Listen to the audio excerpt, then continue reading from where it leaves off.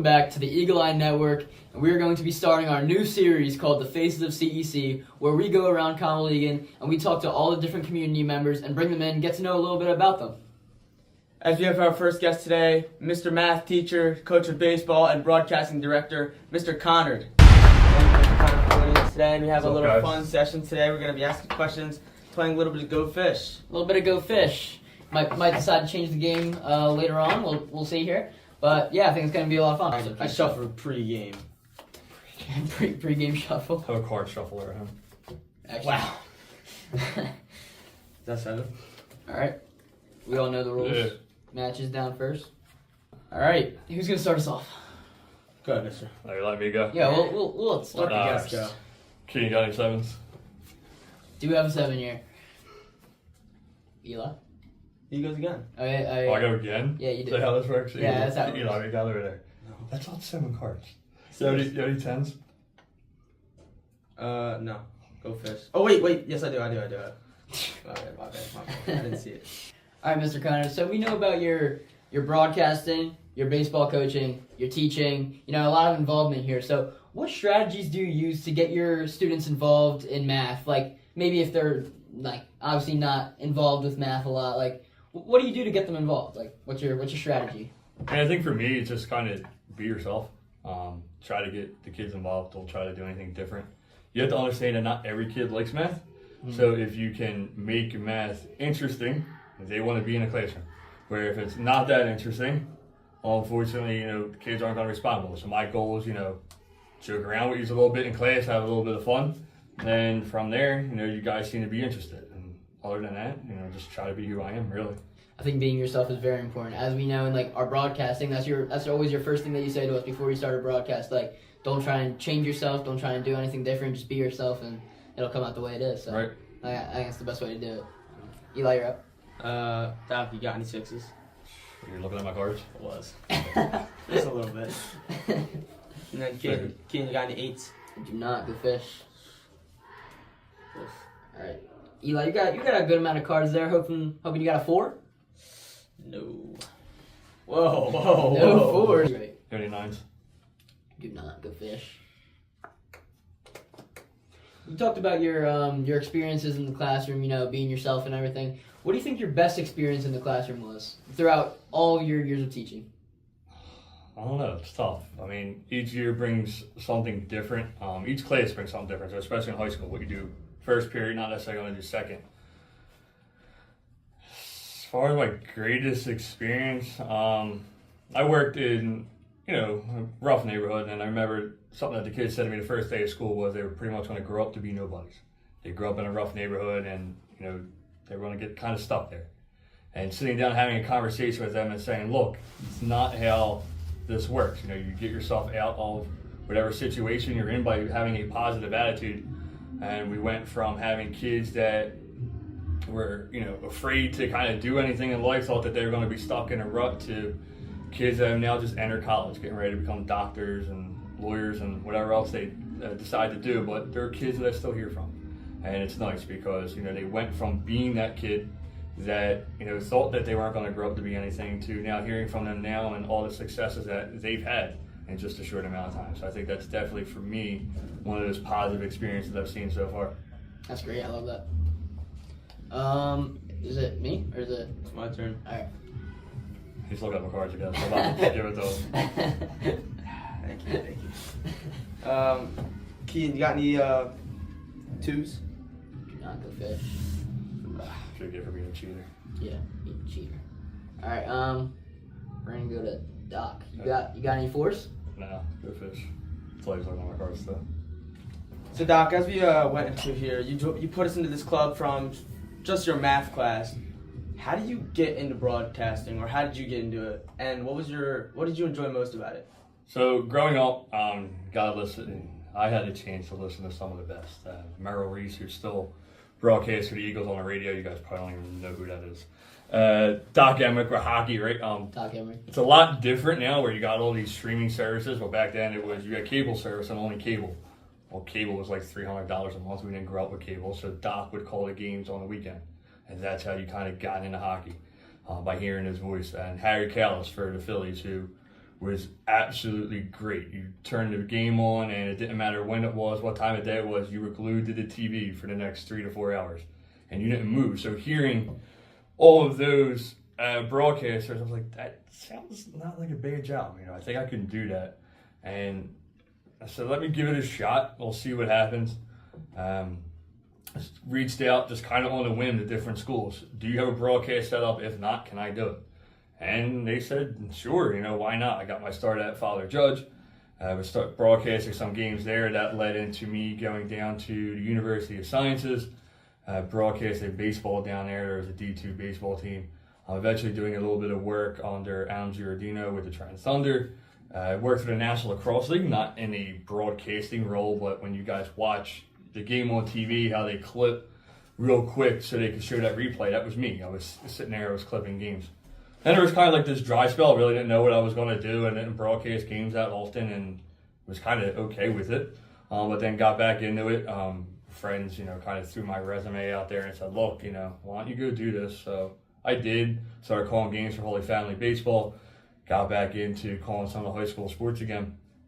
And for me, it's kind of just been this big kind of 180. I had an opportunity to go out to Texas to call minor league hockey about 3 years ago.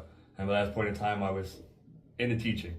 And because of that, I said no. And I stayed to be a teacher. I had the opportunity to move out there, which probably would have been my dream job, calling NHL somewhere, but I didn't do it.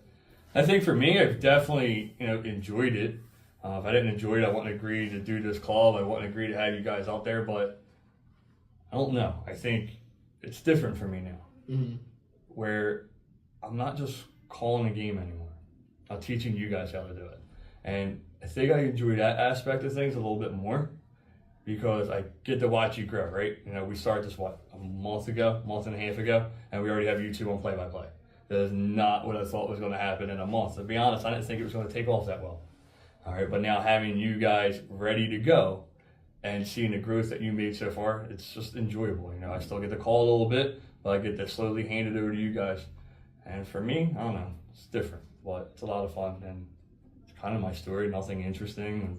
I had, able to meet interesting people along the way, but just kind of being in the right place at the right time. And obviously you're gonna face some challenges, you're gonna face some roadblocks in the way. What do you think one of your biggest challenges while broadcasting was, and how did you overcome it? Definitely think calling baseball by yourself. So baseball is definitely a two-man crew. You want to feed off of your color commentator. You want to have that conversational piece, and not being able to have that. So if you listen to hockey and you listen to Doc Emmerich, Doc will just tell random stories. But they're random stories that relate. We'll talk about, this day 20 years ago this happened. Or there was an organist who was out because he had quadruple bypass surgery and threw that into the broadcast at the right time. So I kind of looked at that and I said, well, I'm by myself on baseball. I need to start adding stories like that. We didn't have ChatGPT, all that stuff where I could type in and it would pop up and give me all the stories. I actually had to sit there and do research. I bought 5 or 7 books and sitting there with highlighters and go, okay, I can talk about this here, here, and here. So it's just finding different stories generally about the sport, but then also going and researching a little bit from the school too. All right. Mine? Yeah, we'll go, yeah. Keen, you got any sevens? New sevens, go fish. Doc, you got any jacks? I don't have any jacks. I don't go fish. Keen, you only king, or Eli only kings. Plus 1. Eli only 9s. No, let's go fish. Doesn't matter. That's game. All right. Wait, that's game? That's game. So it ends that quick? It's not not quick. Wow. I forgot that it ended that I quick. think I gave myself too many cards. I think you did too. I think you did. All right, Mr. Conard. So we know, as we're in the club, obviously, we're always with you when we're preparing for a game, as in if it's a home game or if it's the one at Ryan that we went to talk about Lily Maluski. What's going through your head, and what's it like preparing before a game?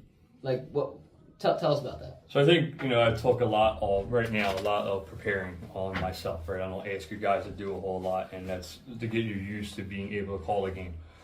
Well, preparing is looking at different articles throughout the week. What can you find about the team? What can you find about the upcoming matchups? What has happened previously?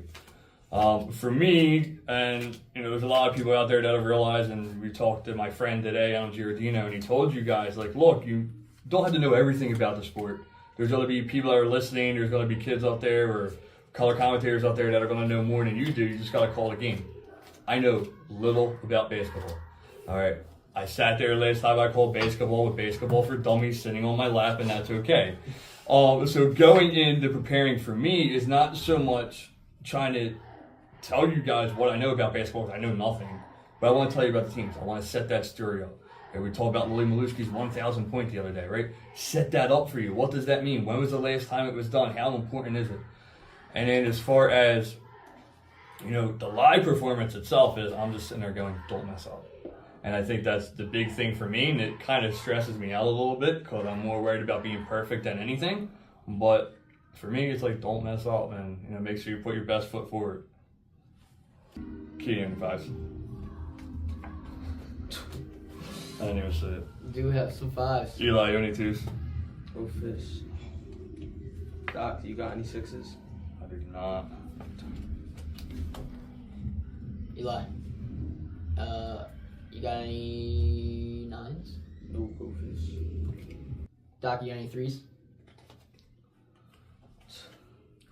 Okay. Eli got any 9s? I don't have any 9s. Go Fish.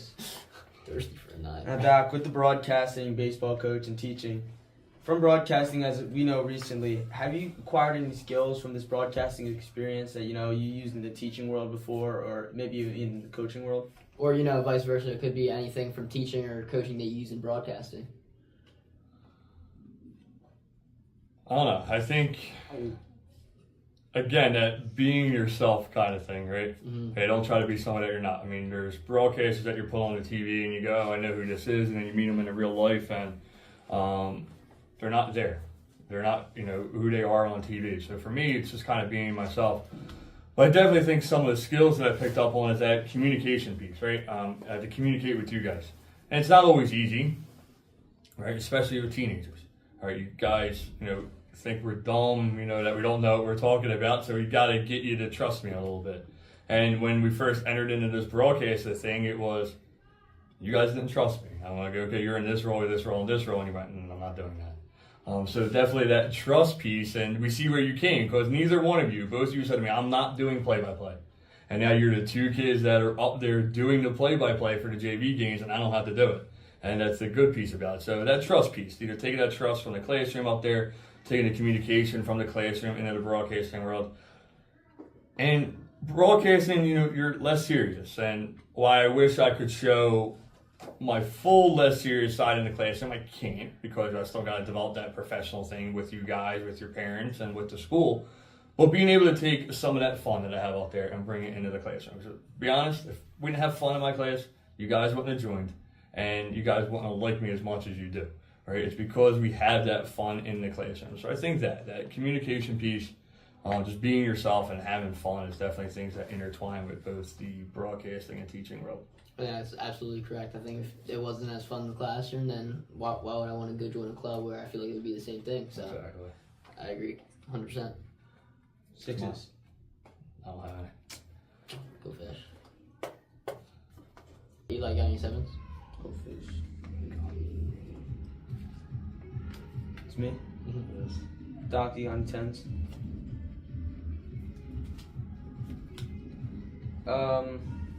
Kian.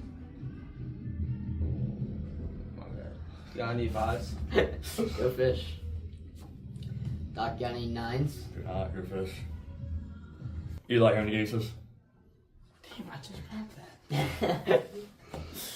All right, so being a baseball coach, I'm kind of interested. What really motivated you to be a baseball coach for Egan? You came in as a teacher, obviously.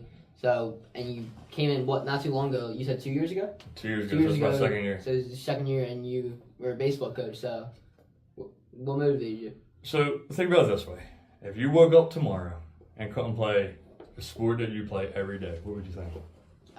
I don't know what I'd do. All right. Okay, that happened. Okay, I played in college. I hurt my arm.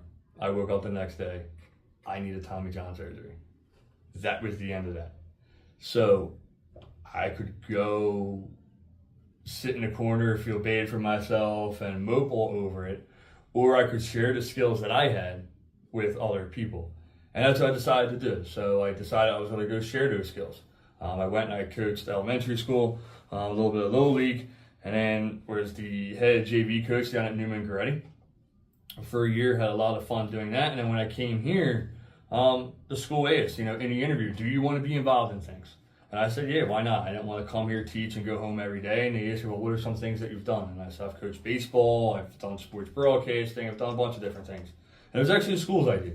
So it was the school's idea to send me over to be the baseball coach. But I think if it wasn't for that injury, if it wasn't for me getting hurt and not being able to play anymore, I wouldn't have done that. Because, it's a lot, right? And especially coaching where you teach. I see you guys more than I see my own family at this point. And that's great. You guys are fun to be around, but at the same time, you feel like you're neglecting your family a little bit and you want to get out there. But we do it for you. And, we do it because we see you guys grow, and I know you two aren't on the baseball team, but any coach, right? You don't get paid a whole lot. And, we're not in it for the money. We do it to see you grow. We do it to see you develop over time. And that's really why I got into coaching.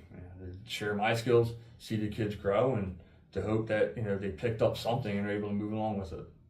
Mm-hmm. Eli, got any fours? No, go fish. King, you have any kings? Hold on, let me fish first. No kings. What was that? A 5. Is that a queen? No, it's 5.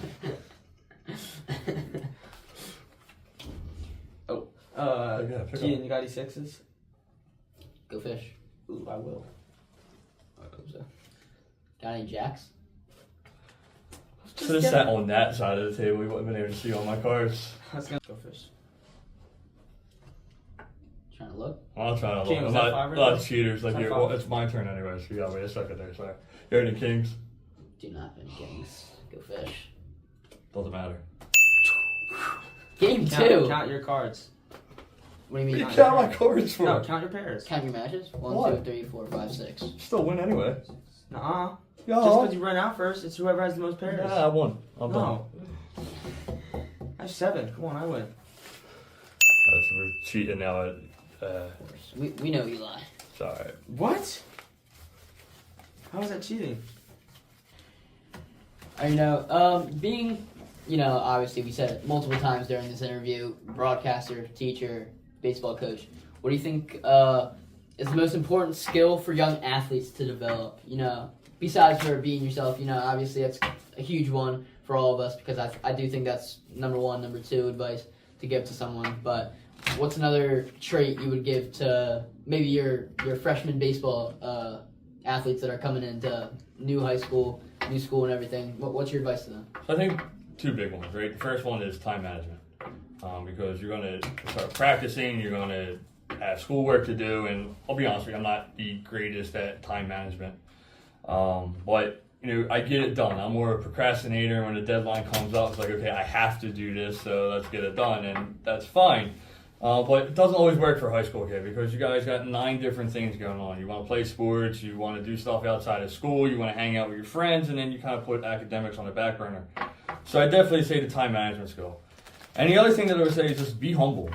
Don't try to shove your skills in somebody else's face. Don't, try to be better than, everybody else, but be humble. Share what you have. Share, the skills that you have with others. If you're great at bunting on the baseball field, teach the kid that's not great at bunting how to bunt.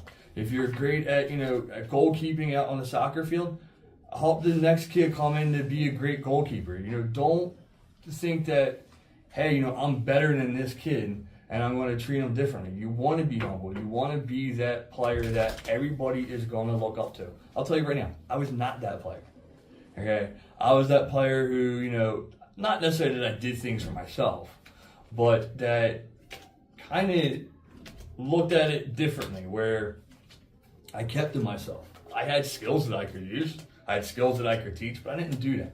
And it wasn't until I became a coach to do that. So I think if you realize that young, that your career at the high school, at the college level, whatever it's going to be, is going to make things a lot more easier for you. So I definitely think being humble and great time management skills is definitely something that you're going to need. I agree completely, especially with time management when I'm always busy, always got something going on. So I think time management would be great for me to get a hold of.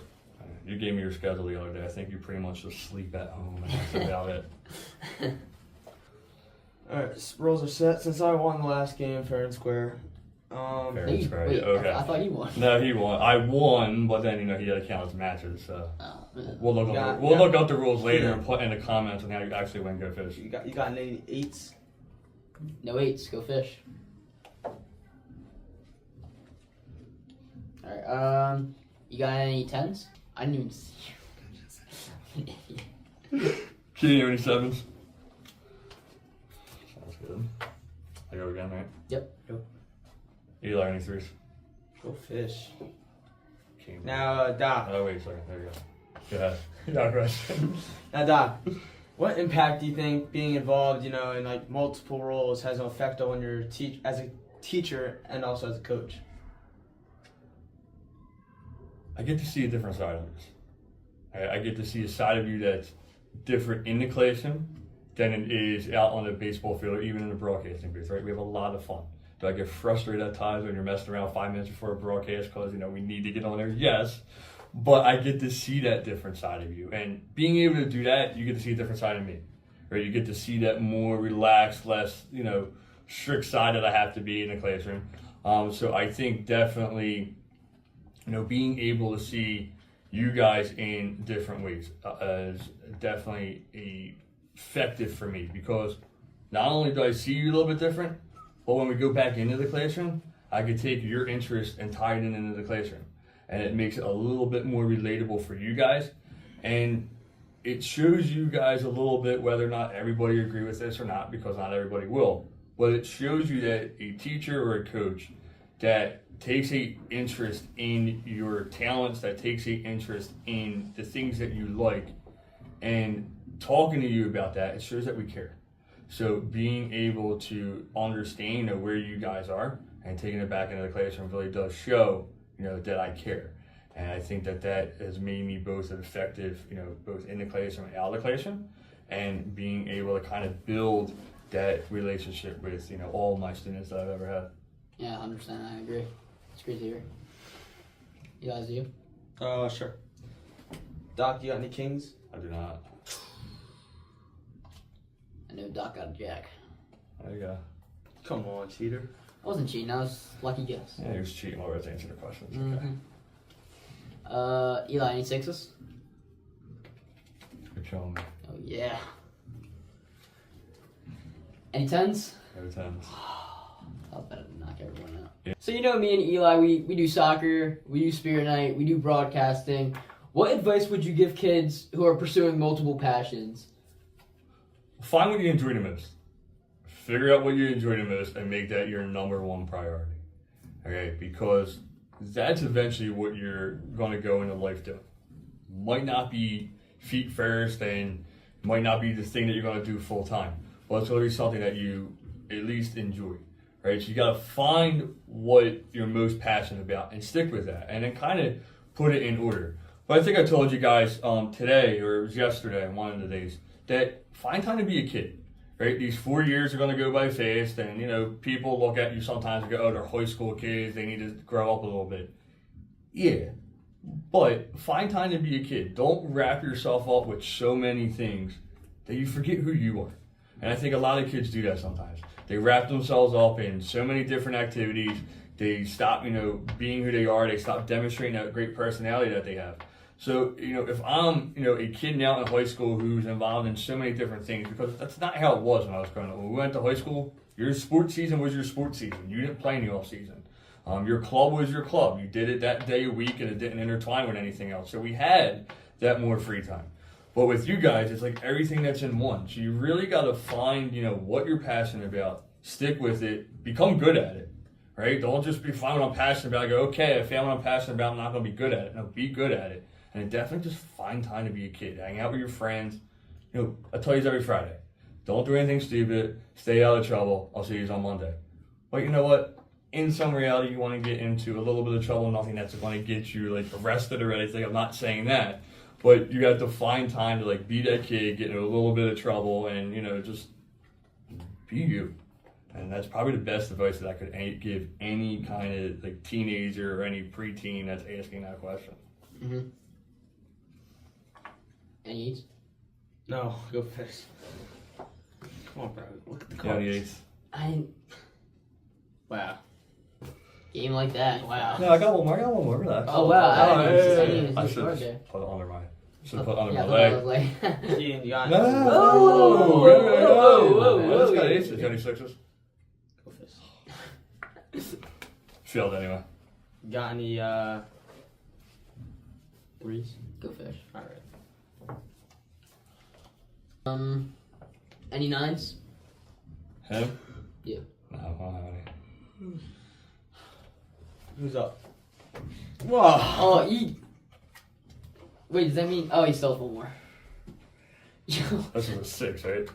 I Six. didn't see You it. saw it. Come on. I swear I didn't see it. That's Put what on everything. I need. I saw it. You like? That's a 6. All right. You got any tens?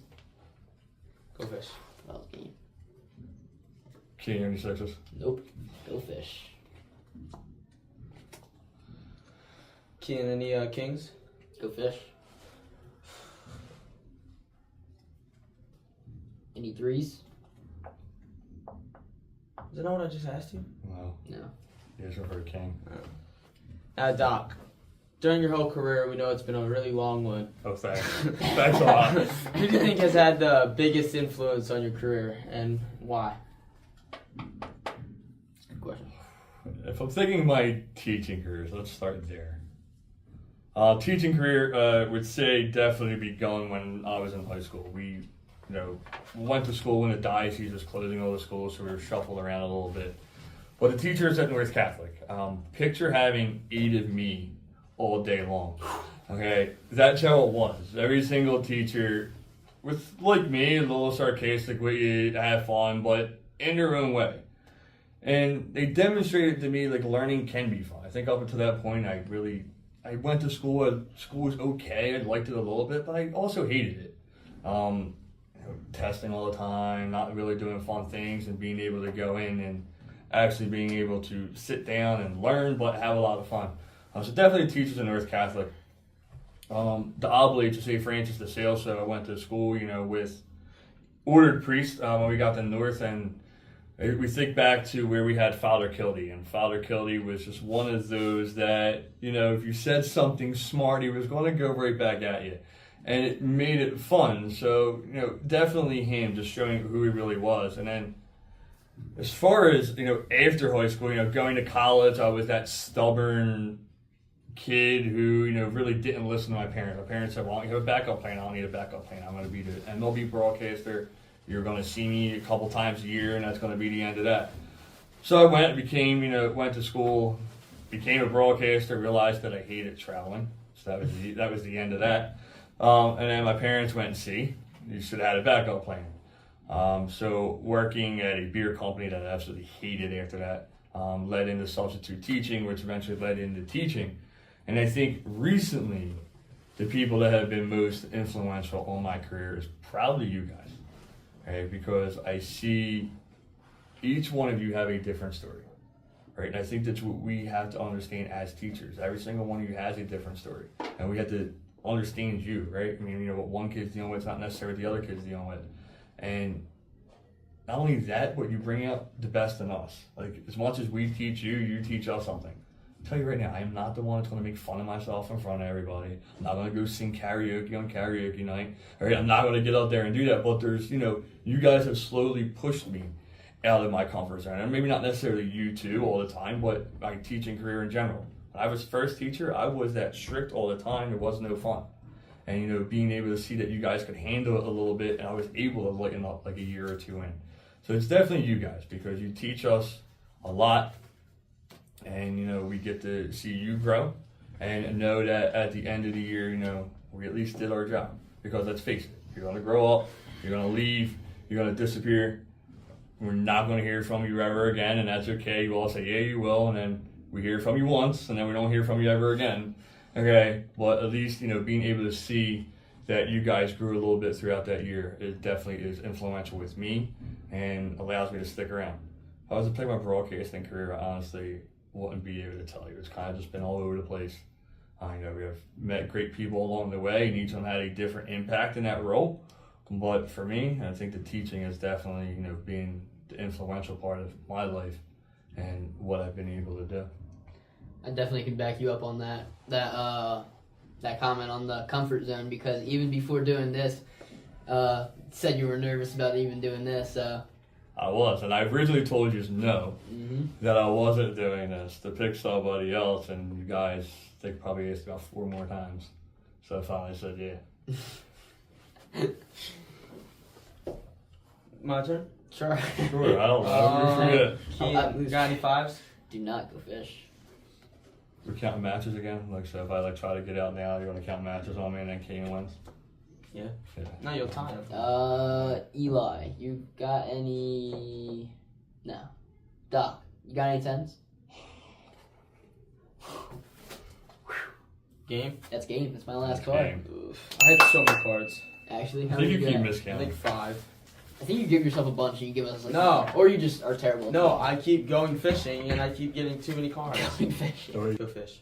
Didn't even look at your cards. Now, Doc, what are some of your long-term goals with all your various roles? All my various roles. Make it sound like I'm like a jack of all trades over here.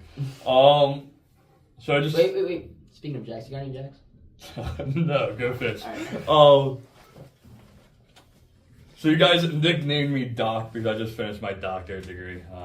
Congratulations, by the way. Thank you. So I think my long-term in education is to open up my own school, to be kind of that boss and to make learning fun. And if I'm not opening up, my own school, my long-term goal for being a teacher is kind of just continue what I'm doing now. Be that influential teacher that you guys can come to when you need something, and that's going to slowly go away as I get older, right? Because you guys aren't going to go to the older teachers, you go to the younger teachers, and that's okay. But just being there, I guess, for you guys. And sports broadcasting, I don't know. There really is no long-term goal there, because to be honest, I was okay with not doing it anymore. And then when the school approached me about, hey, we should do this, I went, okay, we'll see where it takes off. And it's taken off, and that's good. And maybe a long-term goal at this point is to, leave Conwell Egan with a great broadcast that, you guys can come back to when you graduate and call a couple games if you want. But there really is no, long-term goals for broadcasting, just teaching. Either being that influential teacher or, opening up my own school and having a lot of fun with it. Opening up your own school, would you do elementary, middle, or high school? So we probably start off with, a middle school and a high school class. And then eventually keep adding a class every year until you eventually get through K to 12. And if you got to name your school anything, any name that you ever want your school to be named, what would you name your school? I don't know. So I would still want to have some kind of Catholic component to it. So I would definitely want to sit down and figure that out. When I was going to school, our school motto was be who you are and be that well. And that's a motto that I've definitely taken off into life with. Be who I am and be it well. And it's hard all the time, right? I'm not definitely... the best person that I could be all the time, and that shows sometimes through my frustration, and you feel bad for that. But I think for me, definitely sitting down and looking at different things. What do I want from the school? What do I want to teach the kids? And then picking something related to that. Yeah, I agree. You said it would be a Catholic school? Would be a Catholic school. Okay. Something like not. You think of like a Holy Ghost, but not quite like a Holy Ghost. Something private that's not run by the diocese. Gotcha. Kean just went. It's your turn, Doc. It's my turn. You ready to choose? Go fish. Doc, I think you left a big influence. Wait, let me rephrase that. Doc, you have a big influence on your students, including myself and Eli. What legacy do you think you leave in each of your roles? I don't know, because I often wonder how. How did that happen? How did I become that influential teacher? And I could ask you that, how? Because I don't know. But, being, what kind of legacy do I want to leave? You guys are never, ever, ever going to remember what I taught you. Okay, you're going to remember learning about things, and that's okay. But what you're going to look back on when you're older is that teacher that had an influence on your life, that teacher that made you enjoy school, that teacher that made you enjoy where you were at. And I think that's what I want to do. That's a legacy I want to leave as a teacher. I want to be remembered as that teacher, that you had fun in the classroom, the teacher that cared about you, the teacher that was there for you when you guys needed it, right? So that's a legacy that I hope to leave as a teacher. And again, like, you go back to that sports broadcasting thing. If I'm doing this now, the legacy that I want to leave to you guys is if you go and you decide that this is what I'm going to roll with, this is what I'm going to do in life, leaving that legacy of that's where it started. And maybe not remembering everything that I taught you in the broadcast, but remembering that I helped you get there. I helped you kind of put those pieces together to, kind of go about your day, to kind of go about that role and figure out what you really like to do in life. So that's the goal. The goal is that not for you to remember that everything I taught you and that be, this legacy of being this best teacher that taught you everything academics, but being that person that you guys remembered having fun with, hopefully, somebody that, was there for you if you need it, and just being that person that you're always going to remember. And, we tell stories all the time about, our high school teachers. And hopefully when you're older, if you decide, whatever you do, having those same kind of stories, maybe they include me, maybe they don't, and that's okay. But being able to have those stories that you can tell too. Yeah, I agree. But let's spin it back on you for a second. So you add that question in there, you put legacy, you put influential. Why do you think that is? I think, obviously, I didn't have you last year, but True. So coming in this year to a new class, most of my classmates had you last year, so they already know you. I'm coming into a new class, new teacher, new everything for me. So I think what was great is that instantly I felt like whenever you would teach, I would understand already. Like, I feel more engaged in your class, kind of. I feel like also because like you're fun with us, like you can joke around, but then also when it's time to like lock in and be like, I don't know the word, but like be serious. Be serious, yeah. Lock in and be serious in the classroom. Then we can do that. So I think I took like a lot of inspiration from that. Like, I can actually do well in this class and know what I'm talking about. And then one day after class, told me to stay with Chris and 2 other students, and you asked me about the broadcasting thing, and I was more than happy to do it. I was like, yeah, that sounds great. You like re-asked me, you're like, are you sure you want to do this? Because obviously we weren't sure if this was going to take off. So yeah, you had me talk about that, and I thought about it for a little bit, and I was like, yeah, like I would love to do the broadcasting. So now as we go on, just keeps it getting more inspirational, just letting me reach all my limits that I can. Yeah, as a freshman, it's a lot of new classes. Some teachers aren't the nicest. Some of their classes are hard. And, as I'm in your class, it is a tough class, but, it seems with you teach it like I know it. And sometimes I don't understand everything. Sometimes, I struggle. I think about it too much. But I go up to you, you teach me through it, you walk through everything, and it's just easier with you, I love that class, the friends in it, you can really settle us down. We need to also, like Ian says, be serious. And we get to learning, and, I'm doing well in your class right now, pretty high grades, and it's because of that good teaching that you leave. And I think you will mark that legacy in my book. Any 4s? Kian, any 7s? Go fish. Oh, we're just skipping right over me. That's cool. You just went. No, I just went. You just went. Okay, just look at all the cards, huh? Yeah, any 6s? Go fish. Eli, you're up. Actually, no, we'll skip you. So, we heard in your broadcast, Whatever you're you going. already know where we're going. Your broadcast against St. Hubert's, the varsity girls game. You mentioned a little incident you used to have I don't know what you're talking about. involving Twizzlers. So, and that had to do with baseball, I'm correct, right? That did have to do with Yep. baseball, yes. Talk us through that. Talk us through your little Twizzlers I incident. don't know what you're talking about. There is no incident. I was the Sure about I was the angel on the baseball field. I still am. No, I mean, you get frustrated, right? And I think as you get frustrated, you gotta find things that calm you down. Well, first off, somebody telling you to calm down is probably not going to work. So probably a little bit more vocal than I should have been. maybe potentially almost tossed from 1 or 2 games. We'll go with almost. I never was actually ejected, so just put that on the record. So I had to figure out something. What was going to keep me quiet?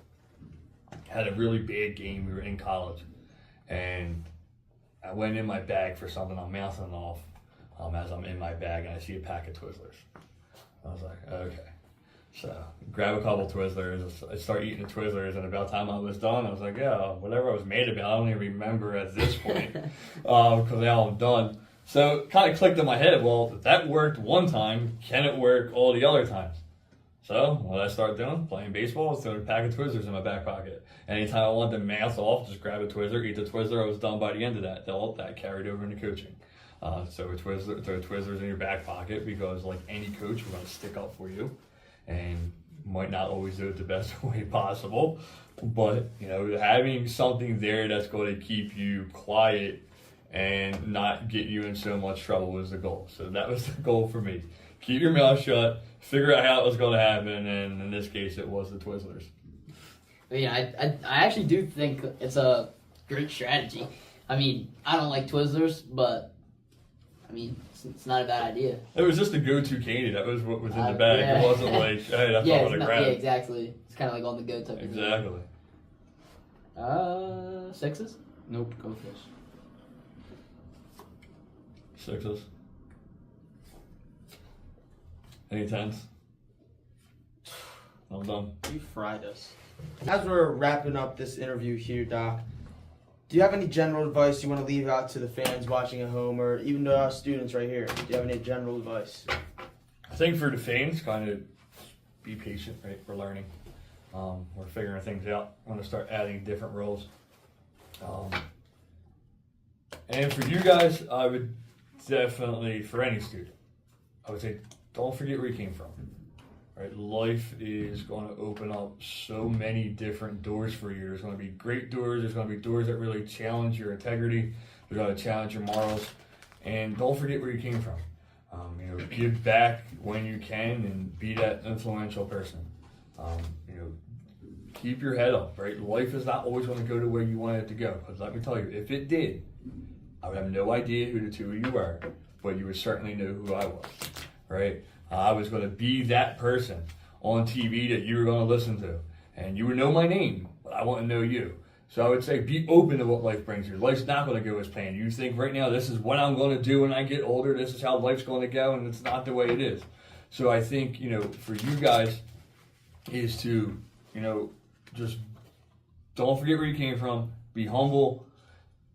Be ready for the doors that life's going to open up to you, and be willing to make the change. If you're willing to make the change, you're going to go far. And I would also say, when things don't go your way, don't feel bad for yourself. Don't go hide in the corner because it's a new learning experience. Take those learning experiences and do great things with them. Other than that, that's pretty much it. I think it's great advice because I've heard the saying before, or quote, I forget who said it, but it's not about where you came from, it's about where you're going. I think it's very inspirational and it's important. You really got to think about that. Like, no matter where you came from, sky's the limit. Exactly. If you keep grinding, keep doing as much as you can, who knows what God has planned for you. So right. There's always, you're going to see signs. You're going to see signs in life on what you're supposed to do. There's plenty of times that I have thought, this is my last year as a teacher. I'm not doing this anymore. And then something happens. I said it 3 weeks ago. Okay, I had a rough 3 weeks in a row, and I went, this isn't for me anymore. I'm obviously not getting through to the kids. I'm not getting my point across. You lost your touch a little bit. It's time for you to kind of leave and let somebody else come in here that's going to be able to do the job. And then 2 minutes later, I hear a knock at the door, and it's a student going, can I talk to you? And it was that moment there that I went, here's the sign. And it kind of pulled me right back in. So you're going to have those moments where you're going, this isn't for me anymore. This isn't going to happen. But be open to listen to the signs that are being given to you, and, don't count anything out.